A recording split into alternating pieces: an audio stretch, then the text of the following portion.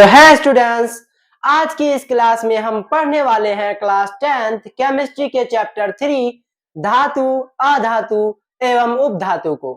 दोस्तों, इस चैप्टर को हम इतने ज्यादा इंटरेस्टिंग और एंगेजिंग मेथड में सीखेंगे जिसे देखने के बाद आप भी कहोगे कि मजा आ गया। तो पूरी क्लास को बहुत ही ज्यादा मजे के साथ देखिए, सीखिए और एग्जाम में हाई स्कोर अचीव कीजिए। जैसा कि इस चैप्टर का नाम है धातु, अधातु एवं उपधातु। आपने पिछली कक्षाओं में जरूर पढ़ा होगा कि अब तक धरती पर 120 से ज्यादा तत्वों के बारे में पता लगाया जा चुका है और इन 120 तत्वों एलिमेंट्स को 3 ग्रुप्स में बांटा जा सकता है, जिन्हें हम कहते हैं धातु यानी मेटल्स, अधातु यानी नॉन मेटल्स और उपधातु।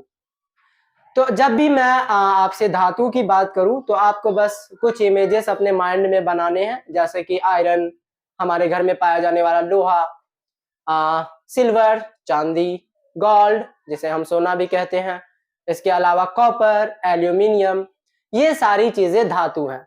ये धातुएं क्यों हैं, मेटल्स क्यों हैं, अभी इस पर हम बात करेंगे, लेकिन फिलहाल आपको ये बातें याद रखनी है। इसके अलावा मैं अगर कहूँ अधातु, तो हमारे घरों में अधातुओं के भी कई एग्जाम्पल्स हैं, जैसे कि आयोडीन, जैसे हम अपने नमक के रूप में इस्तेमाल करते हैं। इसके अलावा सल्फर, इसके अलावा कोल, कोयला आप जानते ही होंगे। ये सारी चीजें अधातुएं हैं। तो धातुओं को धातु क्यों कहा जाता है? तो दोस्तों, धातुओं को धातु कहते हैं उनके कुछ भौतिक और रासायनिक गुणधर्मों के बेसिस पर। यानी जो धातुएं होंगी उनमें जरूर कुछ भौतिक गुणधर्म पाए जाएंगे और उनमें कुछ रासायनिक गुणधर्म पाए जाएंगे। जो अधातुएं होंगी उनके भी कुछ भौतिक गुणधर्म होंगे और कुछ रासायनिक गुणधर्म होंगे। तो सबसे पहले आपको यह जानना जरूरी है कि भौतिक गुणधर्म होते क्या हैं। गुणधर्म तो आप समझ सकते हैं, स्पेशलिटी, खासियत, विशेषता, जैसे कि आपने पढ़ा होगा किसी चीज की एक खासियत। तो भौतिक गुणधर्म हम ऐसे खासियत को कहते हैं जिन्हें हम बाहरी रूप से प्रक्षेपित कर सकते हैं, ऑब्जर्व कर सकते हैं। जैसे अगर हम लोग धातुओं की बात करें तो आप, जैसे मैंने धातुओं के जो भी एग्जांपल्स आपको दिए थे, लोहा, चांदी, तांबा, सोना, इन सारी चीजों में क्या बातें पाई जाती है? ये कठोर होते हैं, आप इन्हें अपने हाथों से तोड़ नहीं सकते, बहुत ही ज्यादा मजबूत होते हैं। इसके अलावा ये चमकीले होते हैं, आपने गौर किया होगा जरूर। इसके अलावा ये जो होते हैं, इन्हें अगर हम लोग पीटते हैं हथौड़ों से तो ये क्या हो जाते हैं? ये पतली चादरों में कन्वर्ट हो जाते हैं। तो ये ऐसे ही गुणधर्मों को बाहर से दिख सकते हैं, ये गुणधर्म, ऐसे ही गुणधर्मों को हम कहते हैं भौतिक गुणधर्म। तो सबसे पहले हम बात करते हैं धातुओं के भौतिक गुणधर्म के बारे में, यानी धातुओं के जो फिजिकल प्रॉपर्टीज हैं वो क्या क्या है, बाहर से धातुएं कैसी होंगी। तो सबसे पहले आपको कुछ टर्म्स जानने हैं, कुछ शब्दों को बहुत ही अच्छे से समझना है। जैसे कि जब भी आप धातु अधातु को पढ़ेंगे तो आपको जानना होगा एक धातुओं का गुणधर्म जिसे हम कहते हैं आधात वर्धनीयता। आधात वर्धनीयता शब्द को अच्छे से सुन लें। इसका मतलब क्या होता है? इस शब्द का मतलब होता है आप क्या कर सकते हैं, धातुओं को पीटकर पतली चादरों में कन्वर्ट कर सकते हैं। आपने देखा भी होगा, हम कई धातुओं को पीट पीट कर पतली चादरें बनाते हैं उनकी। तो ये जो धातुओं का गुणधर्म है ना, ये जो स्पेशलिटी है कि उन्हें पीटो तो वो पतले चादरों में बदल जाते हैं, इसी स्पेशलिटी को हम कहते हैं आधात वर्धनीयता।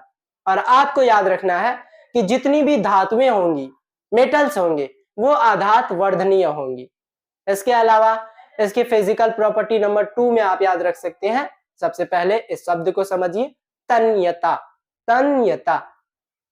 तो दोस्तों, आपने गौर किया होगा कि जितनी भी धातुएं होती हैं या जो भी धातु की जैसी चीजें होती हैं, उन्हें हम अगर खींचते हैं, चाहे गर्म करके या बिना गर्म किए कुछ धातुओं को, तो वो पतले तार में, पतले वायर्स में कन्वर्ट हो जाते हैं। तो धातुओं की जो ये स्पेशलिटी है कि धातुओं को खींचकर उन्हें पतले तार में कन्वर्ट किया जा सकता है, इसे ही हम तन्यता कहते हैं।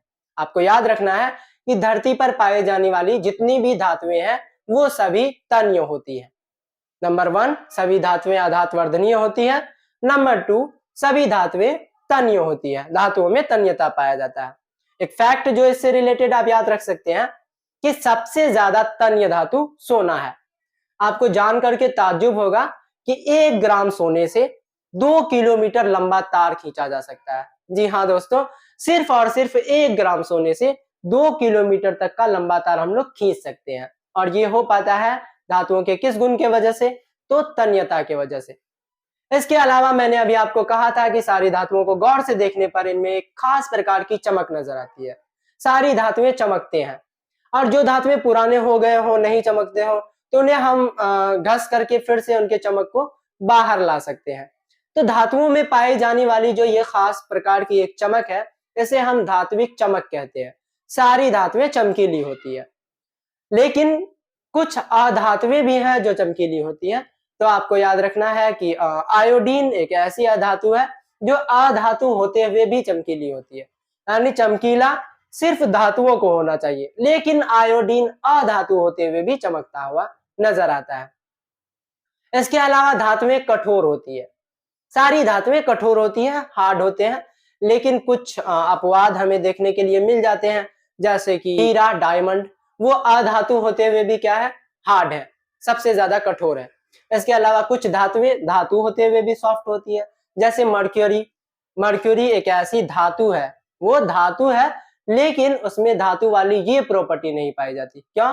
वो रूम वाले टेम्परेचर पे पाए जाते हैं, लिक्विड स्टेज में, लिक्विड फॉर्म में पाए जाते हैं, द्रव अवस्था में पाए जाते हैं। तो ये सारे अपवाद हैं। कभी कभी एग्जाम्स में ऑब्जेक्टिव टाइप क्वेश्चंस आते हैं कि एक ऐसी धातु का नाम बताएं जो धातु होते हुए भी द्रव रूप में पाई जाती है। तो याद रखना है मर्क्यूरी। इसके अलावा गैलियम और सीजियम ऐसे धातुएं हैं जो बहुत ही जल्दी पिघल जाते हैं, मतलब द्रव अवस्था में आ जाते हैं। तो ये भी आपको याद रखना है कि गैलियम, सीजियम ऐसी धातुएं हैं जिनका गलनांक बहुत ही कम होता है। और धातुओं के जो गुणधर्म है उनमें एक है, जब भी आपने भी कभी दो लोहों को आपस में टकराया होगा, आपने अपने स्कूल्स में देखा होगा कि लोहे की बेल पर जब लोहे के हथौड़े से पीटा जाता है तो टन टन टन वाली एक वॉइस उत्पन्न होती है, एक साउंड उत्पन्न होती है। इस साउंड को हम सोनोरस यानी कि ध्वनिक कहते हैं। यानी धातुओं की एक और जो फिजिकल प्रॉपर्टी है वो ये है कि जब धातुओं की सतह आपस में टकराती है तो एक आवाज उत्पन्न होती है जिसे हम कहते हैं ध्वनिक यानी कि सोनोरस। तो धातुओं के भौतिक गुणधर्मों में क्या क्या याद रखा जा सकता है? धातुएं अधातवर्धनीय होती है, धातुएं तन्य होती है, धातुएं चमकीली होती है, और धातुओं को पतली तार में बदला जा सकता है। इसके अलावा जब धातुएं आपस में टकराती हैं तो एक आवाज निकलता है जिसे हम तन्यता कहते हैं। और जब अधातुओं के भौतिक गुणधर्मों की बात करेंगे तो हम कह देंगे ठीक इन सारे गुणधर्मों के अपोजिट, यानी धातुएं चमकीली होंगी लेकिन अधातुएं चमकीली नहीं होंगी, सिवाय आयोडीन के। धातुएं तन्य होंगी लेकिन अधातुएं तन्य नहीं होंगी।